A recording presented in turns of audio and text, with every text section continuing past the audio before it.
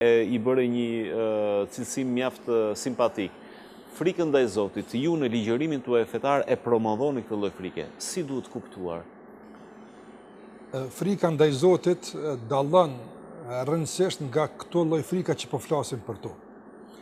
Nga se njeriu fillimisht kur friksohet nga diç, frika i shkakton edhe urrëtitje ndaj atij. Nuk ka mundësi të friksohesh nga dikur dhe ta duash.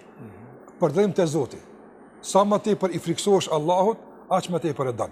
Kjo është ndjenje posaçme vetëm në raport me Zotin, nuk është më asgjë tjetër. Prandaj thash që obsesioni i vetëm i shkëlqyer është frika ndaj Zotit. Të gjithat e tjerat, kur janë të tepruara, janë obsesione dhe duhen trajtuar, duhen menaxhuar. Duhet mësuar që nga viktim të kthehesh në shkencëtar menaxhues i frikave. False. Jo, plotësim shumë i rëndësishëm. E dyta, në Kur'an Zoti e bën një thirrje shumë interesante, thotë fefirru ila Allah. Ikni te Zoti.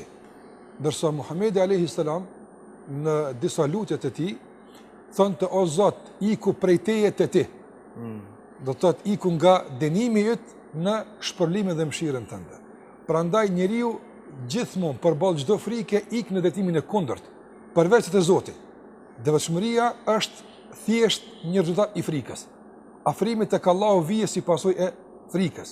Prandaj edhe dietarët e kanë përmendur se besimtari i ngjan një shpendi në udhimin e tij drejt Zotit.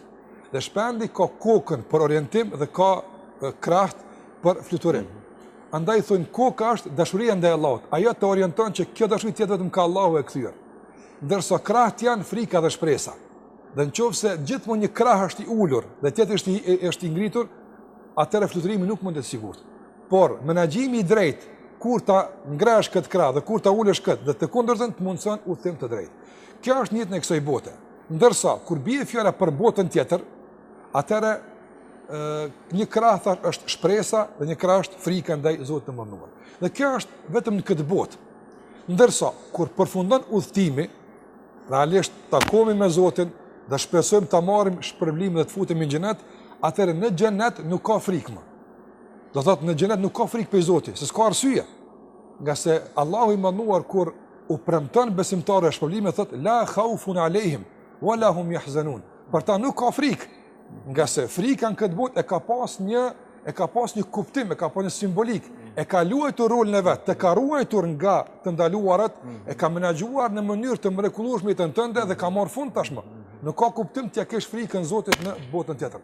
Dua të them me këtë se është më rëndësishme ta kuptojmë se Zoti na trajton me dashuri, ai nuk don që ne t'ia kemi frikën. Zoti nuk kërkon nga ne që ne të jetojmë në presion e frikës. Por duke pas parasysh se njeriu është i tillë, ka nevojë pak të drejtohet me frikë, këtu përdoret kjo. Përndryshe edhe në fe.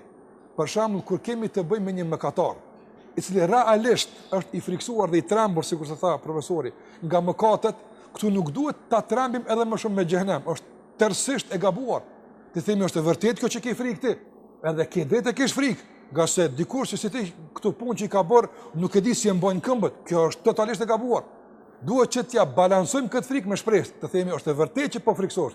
Mirë po, Allahu është ai që të fal, dhe Allahu është ai që don ty dhe të pranon. Andaj në momentin kur ti pranon që të kthehesh tek ai, ti nuk e din sot mirë ai tjetër. Prandaj këtë frikë duhet ta menaxhojmë me atë që është e kundërt me shpresën. Ndërsa të kundërtën, kur e gjejmë njëri i cili thot, për shembull, un kam zemrën e pastër, ndërsa asnjë obligim se kryen dhe nuk vret asnjë ndikim i frikës ndaj Allahut në jetën e përditshme, e këtu duhet të themi është e vërtetë se Allah është i mëshirshëm.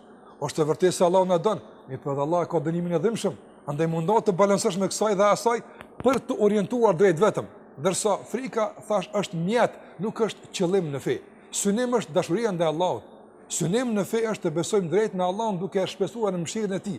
Nëse frika është element ndihmues për të orientuar si duhet në drejtim e Zotit. Po, edhe diçka të fundit janë minutat e fundit. Frika tek bota shtazore është vetëm si instinkt. Tek njerëzit është edhe instinkt, edhe ndjenjë, edhe emocion.